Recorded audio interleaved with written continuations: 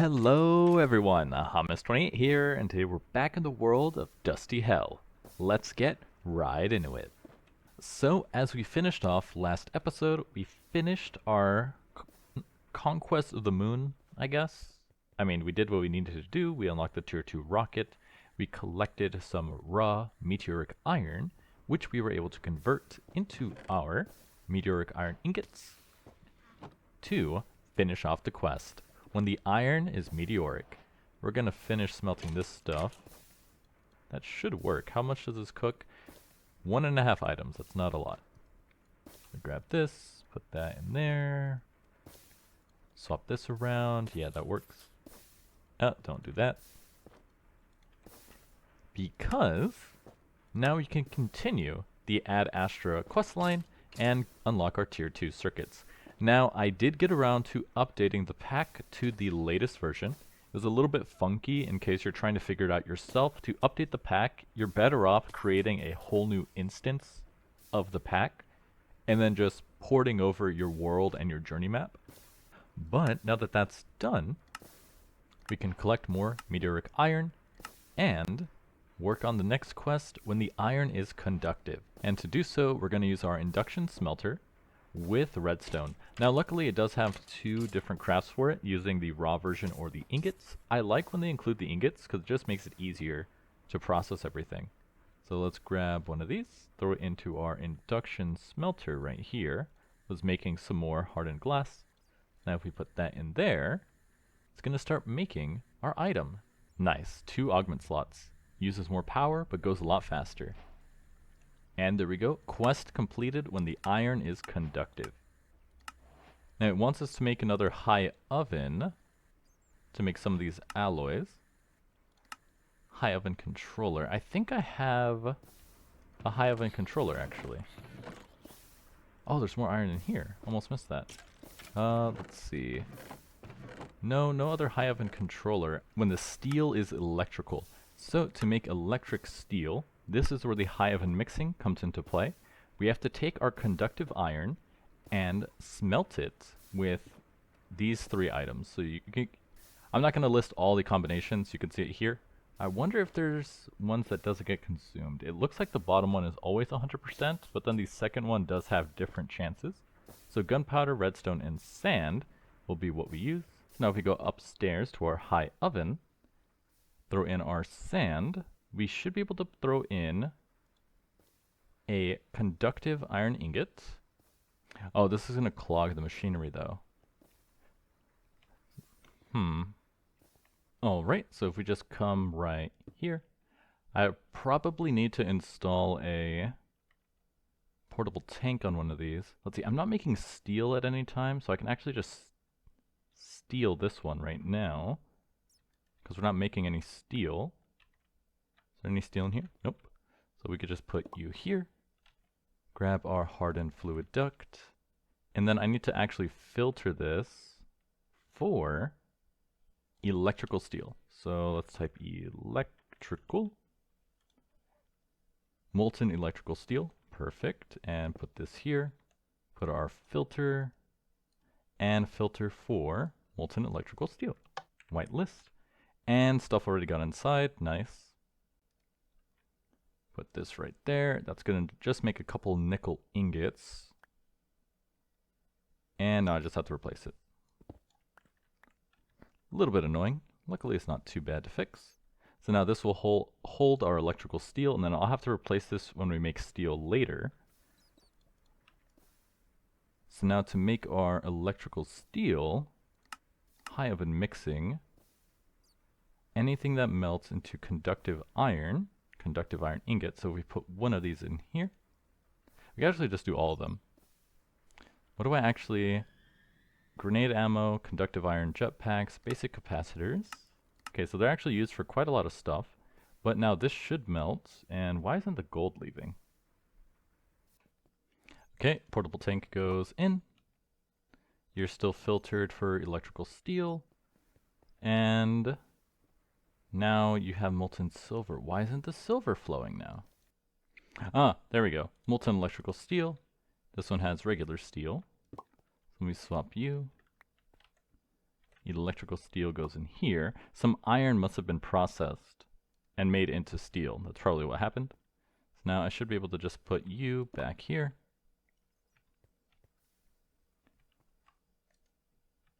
And we're good to go. Electrical steel ingots. When the steel is electrical. Now we can make tier 1.5 simple machine chassis, which will take a lot of electrical steel. Wow, that's annoying. So I have to go from meteor iron to conductive iron to electrical steel to electrical steel, then use that to make the simple machine chassis.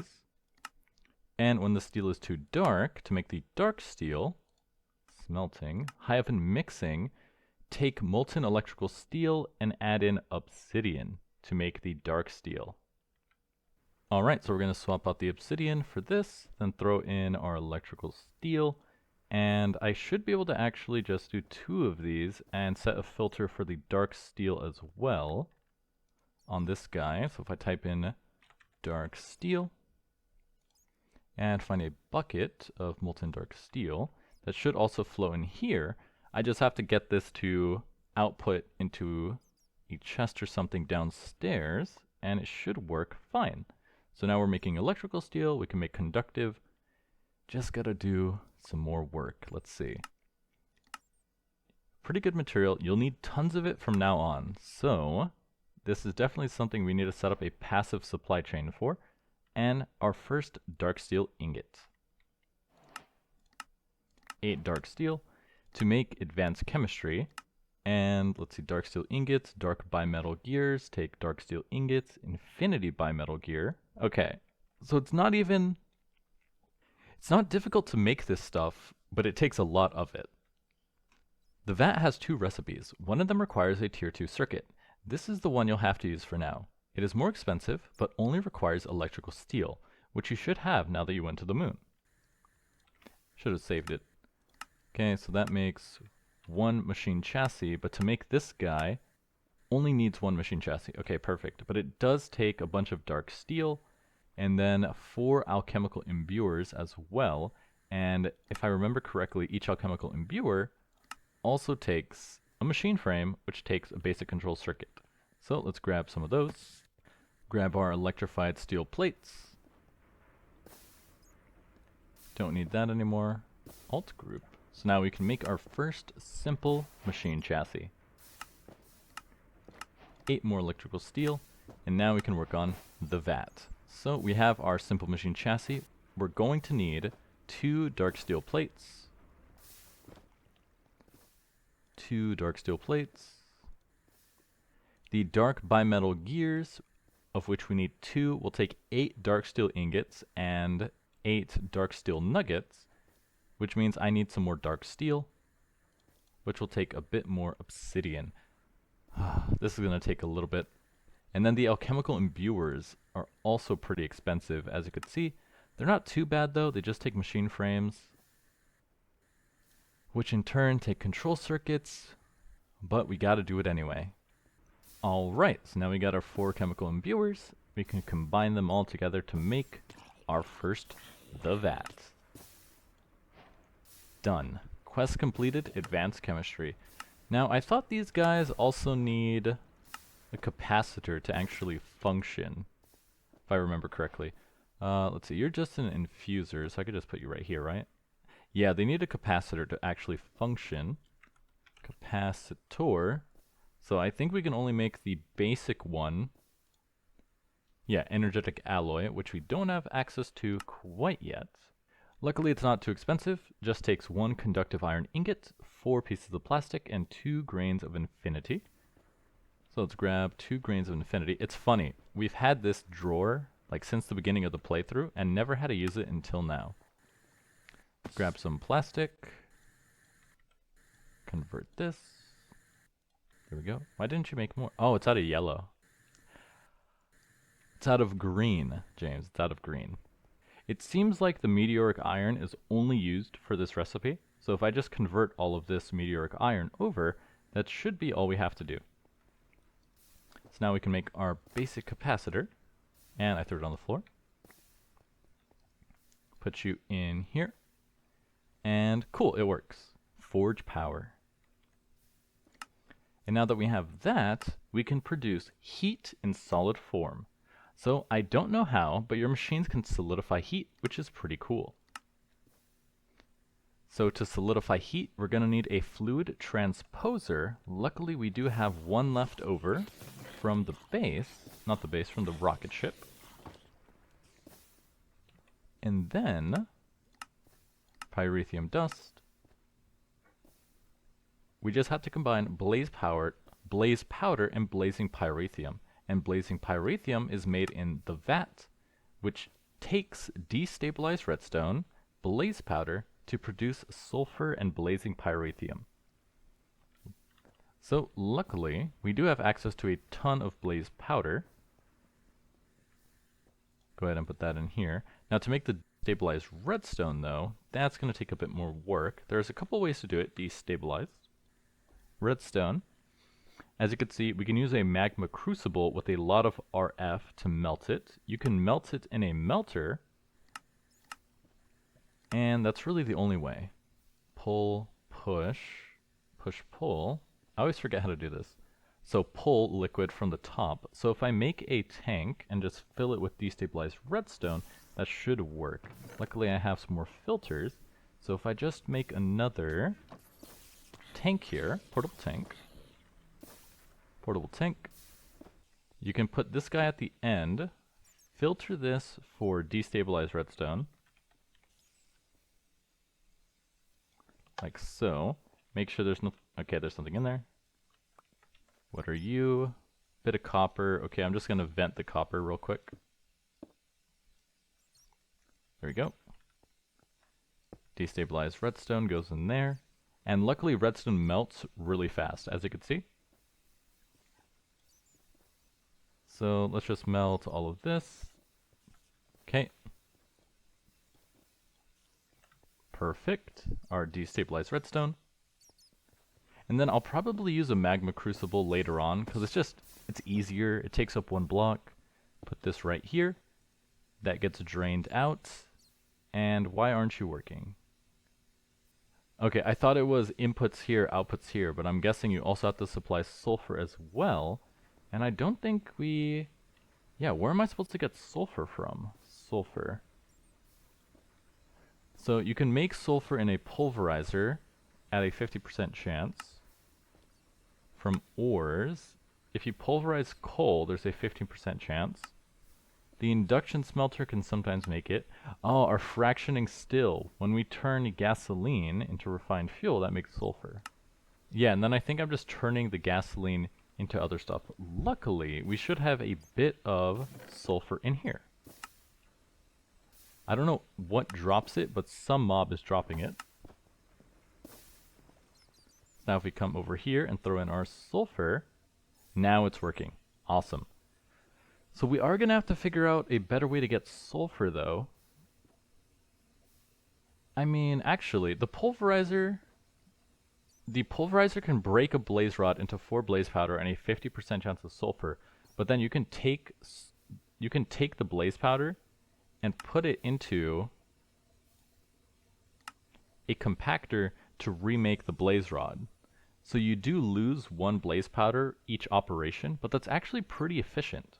So now we're making our blazing Pyrothium, which we need to output into the fluid transposer, which means I need some flux ducts so we can kind of move everything around. Alright, so we're going to move our energetic infuser. We'll just put you right here. I think that's fine. Put the fluid transposer on the right side. So now we can configure the I/O. Set this to push on the right side. So now we're going to set the left side to be the input. There we go. Blazing Pyrothium goes inside. And now, after all of that, we can now combine blazing Pyrothium with more blaze powder to produce our solid Pyrothium. Machine active. Okay, it looks like it's very slow, so we'll probably have to upgrade the machine to get a higher speed. But after all of that, it's completed. So it looks like for the vat, I could put a magma crucible on the top here to melt down our redstone to feed it in directly, because this only needs blaze powder and sulfur as inputs. So that shouldn't be too difficult to automate, but there we go. Pyrothium dust, heat in solid form. This blazing pyrothium is also useful, as you know, for producing more lava because it works very well with the crucible at a 15 times rate. So now, after all that work, we can combine our fluxed electrum with the pyrothium dust to make fluxed electrum ingots. So if we grab our fluxed electrum blend and throw it into our machine, which one was it? This one? Our energetic infuser. No. What machine? The induction smelter. We can produce very slowly our ingots. Fluxed electrum ingot. Cool looking material. Yeah, I haven't really used Ender IO all that much, so I'm not actually sure what it's best for. It's really, my only experience with Ender IO is in these mod packs where it's like, oh, you just need this one machine to make something. I've never had to actually use the Ender IO machines in any big capacity. But now that we have fluxed electrum ingots, we can make an advanced control circuit with 2 PCBs, a basic control circuit, and some plastic. So now we can put it all together and make Tier 2 circuits and advance to the next stage. Tier 2 circuits, baby. Quest complete. No rewards, though. Kinda sad. Defensive needs. Look, it's only going to get more dangerous from now on. Perhaps you should look into getting better equipment. Fluxed armor plating. Redstone arsenal is made with 4 fluxed electrum plates and a flux crystal, which is 4 fluxed electrum plates surrounded by a diamond. I said that backwards. A diamond surrounded by 4 fluxed electrum plates. But we're just going to have to wait on some more of our ingots, because it is not cheap. It takes 8 fluxed electrum just to make a single plate. Alright, and now that we have our 8 fluxed electrum plates, we can now put a diamond in the center to make our flux crystal, then surround that with the plates to make the first fluxed armor plating. Defensive needs done. And I guess with that, we're finished with Ad Astra. There is still a little bit of stuff we need to unlock, like the rocket logistics, but as you can see, those took advanced control circuits to make. Actually, I wonder what the end is here. Oh, so technically we did finish it, because once you unlock Pyrothium, you're basically there. Interesting. Now looking at expedient solutions, now that we've also unlocked tier 2 solutions, we can see what kind of things we've unlocked.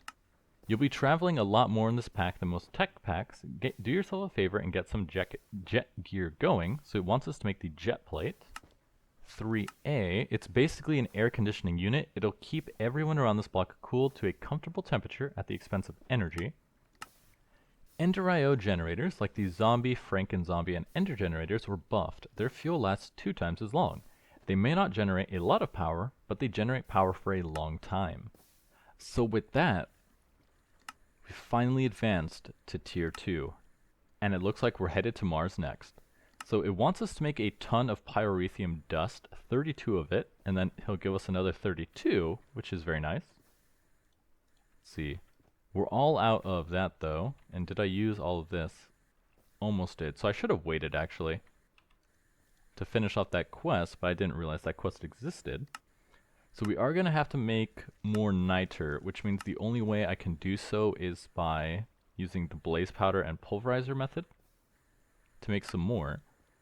But then that will lead us to multiple induction smelters. If you don't want to torture yourself into manually crafting everything until AE2 appears, you should really start working on a passive supply on most resources you constantly use. And it seems like he's talking about Enderium, Signalium, and Lumium, because now that we're at tier 2, I think these 3 resources are also in reach now. There's also temperature safety down here, Look, you're doomed to go on every planet that has a messed up climate. The dusty planet is hell, the moon is cold, and Mars is even colder. Get a thermometer, if you don't believe me, and make some super hot drinks. You'll need hardened glass, else the extreme temperature will break the glass. And super hot drinks are made by putting blazing pyrothium into a hot drink bottle to make a super hot drink. We're basically just drinking lava. And then to make the heavier duty plates, we have to combine signalium, lumium, and inderium. Gotcha, okay. So this is why we have to passively start making this stuff, because it's going to be very expensive.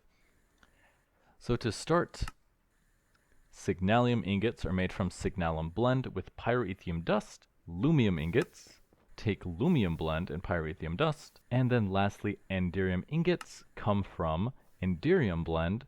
This is going to be very annoying. So 2 of those aren't that difficult, as we already generate a lot of glowstone. The clay will take a bit of work because we can make clay with water and dust, so setting up that passive production shouldn't be that difficult.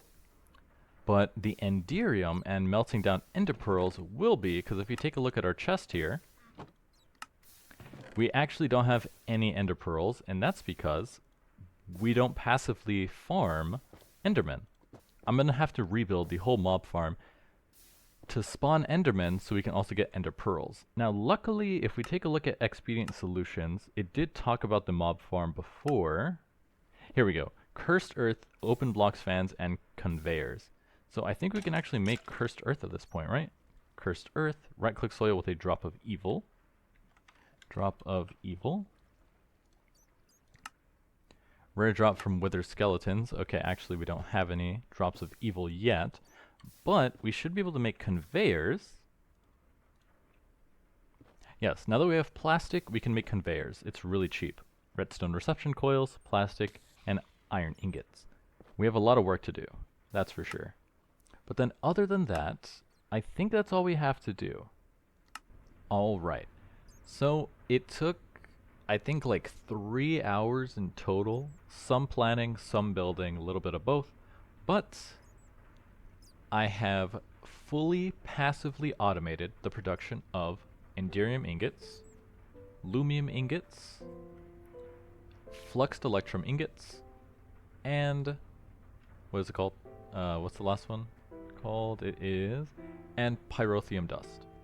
And I gotta say, this was painful.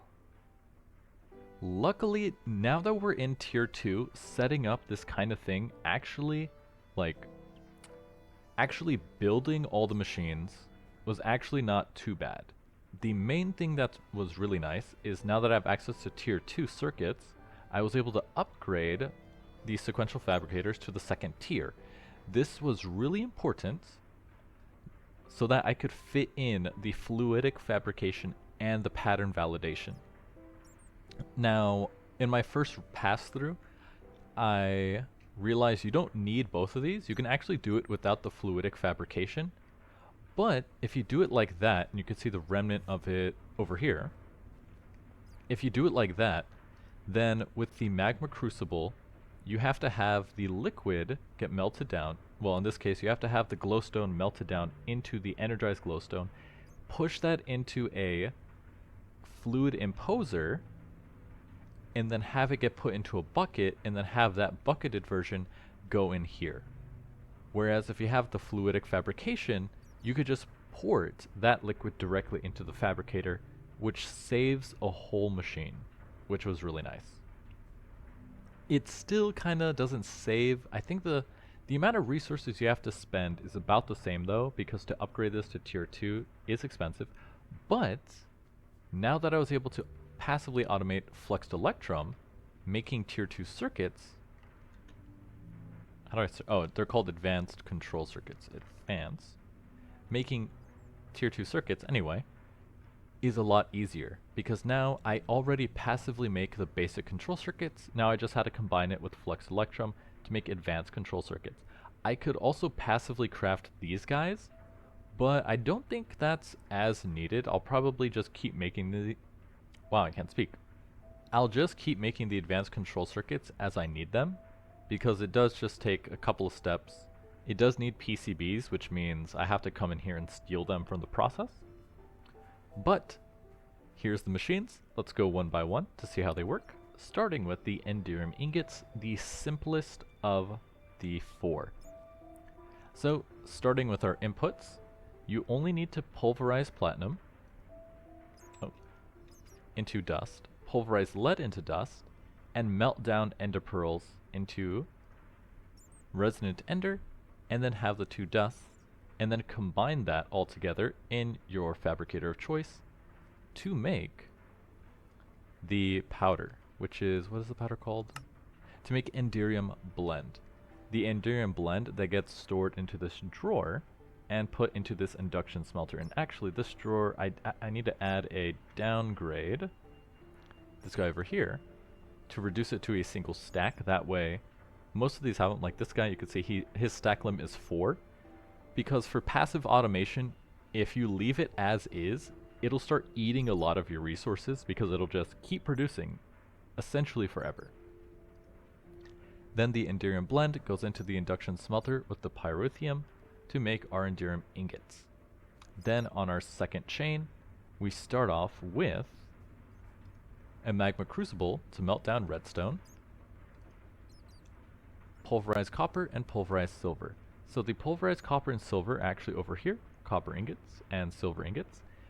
The reason it's over here is because both of these lines both need silver dust, and since they only use one, it was actually more efficient just to save one pulverizer for the entire operation.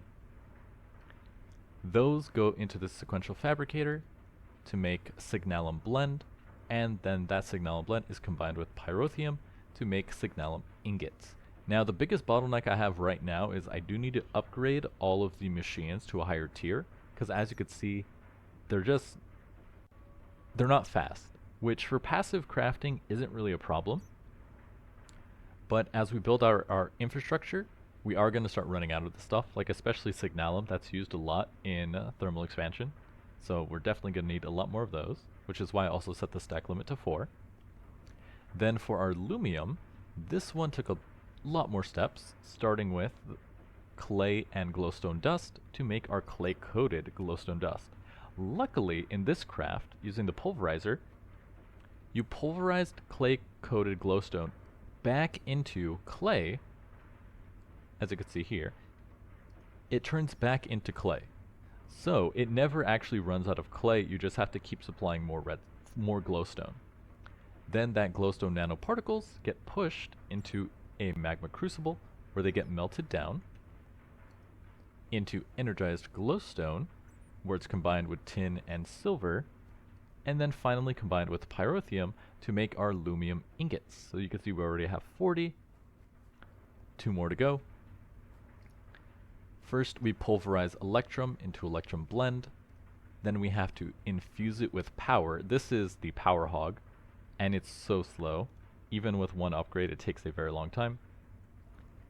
But once it's done, that makes the fluxed electrum blend. We can actually put this over here. Actually, I do need to save some of it, which is why I have this guy as a stack limit of 1, because we will need it for some other crafts.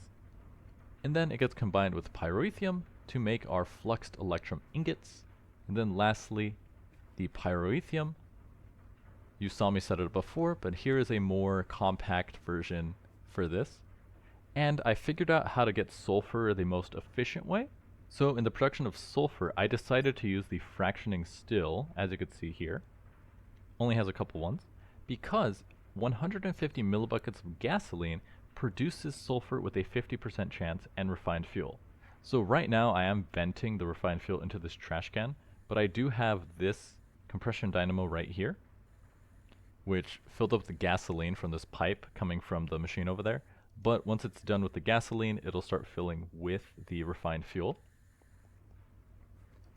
So it's just, I get 2 useful products out of it. I get the sulfur, and I get the refined fuel. Then the sulfur gets put into our vats with our blaze powder and destabilized redstone to make our blazing Pyrothium and produce our Pyrothium. I have a magma crucible up here where the redstone is getting fed into, and it just all works, which is very nice. It is a little bit annoying though, because even after all this passive automation, we are going to need to start producing heavy plates, and at a cost of 3 of each of those ingots per plate, it's going to be pretty expensive. Luckily, using the heavy duty plates, we only have to craft the rocket one time. It's just going to take a little while before we actually get this. We do need to craft tier 1 boosters, which are pretty cheap actually, so that's not bad. And as long as this place is chunk loaded, it'll just keep producing for us.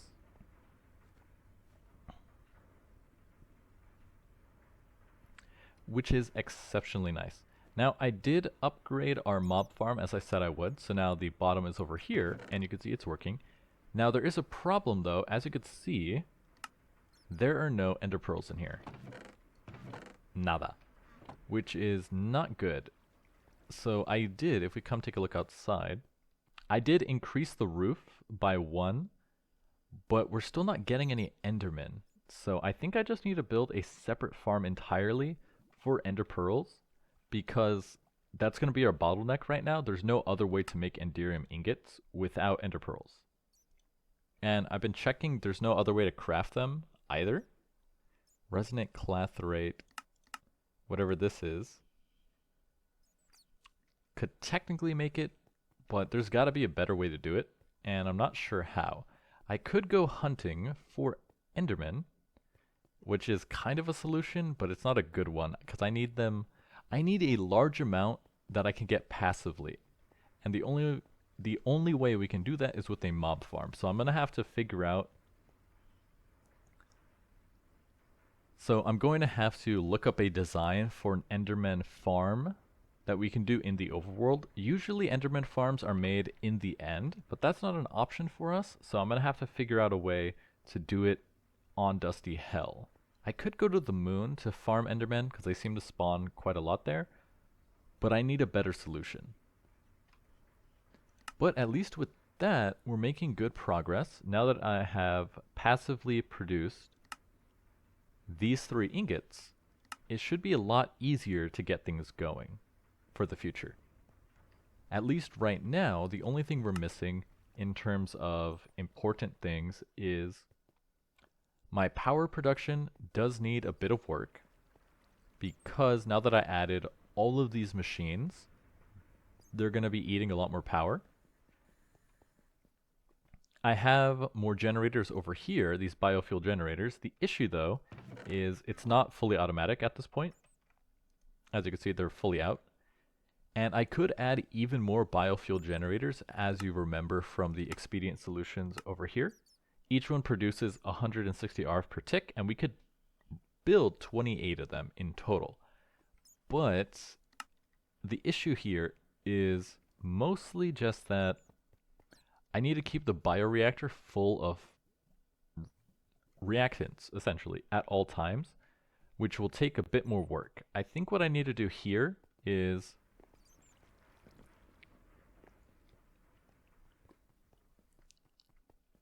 if we look at our farm, you can see we're completely full up on crops, which is very cool.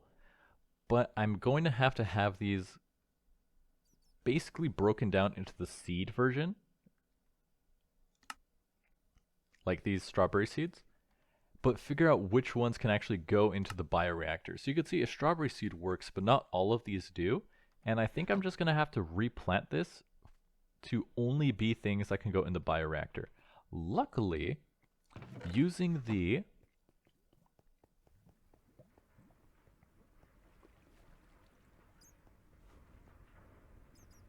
analog crafters that you remember from before, I should be able to just have them come in here with only one valid slot, and this will automatically turn them into seeds, which means I can automate it like that. So I'll have to do that and just test it just to make sure it works, because as you can see, this energy cell kind of leads onto that part of the factory, and he's out of power.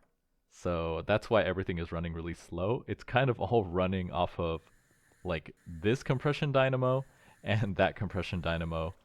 So 2 compression dynamos are trying to power the entire thing, which for passive automation, it still runs, like everything functions, just really, really slow, which is not the best.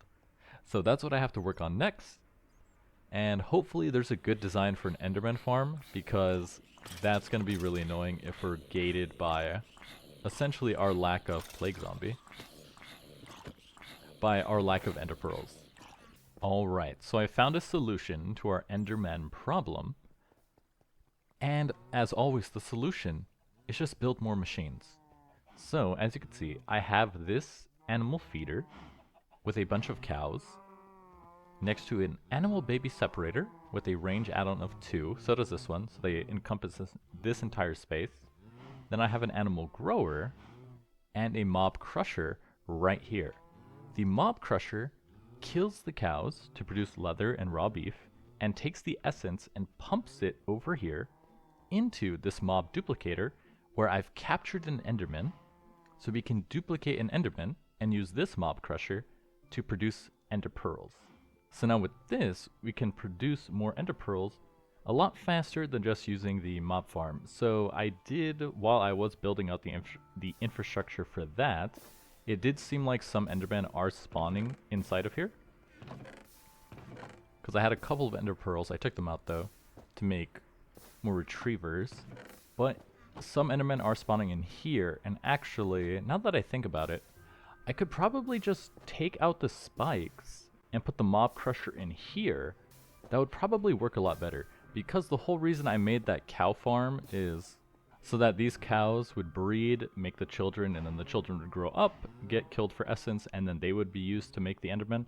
But I have a mob farm that produces a lot more mobs easier, so why didn't I just do that? Okay, maybe I'll do that in the future. But regardless, I did update the canola field to include wheat, just because we're completely full on canola. I even added some drawers down here to hold everything, because as you can see, we have 23 stacks of canola along with 5 stacks of canola seeds.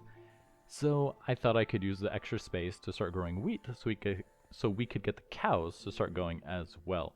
So that should solve all of the ender pearl problems, which means we should be good to go with advancing into Mars and building our tier 2 rocket now that all of our infrastructure is set up, minus some of the... I need to set up at least 2 more high ovens so we can smelt down our newest alloys, the electrical steel and the dark electrical steel.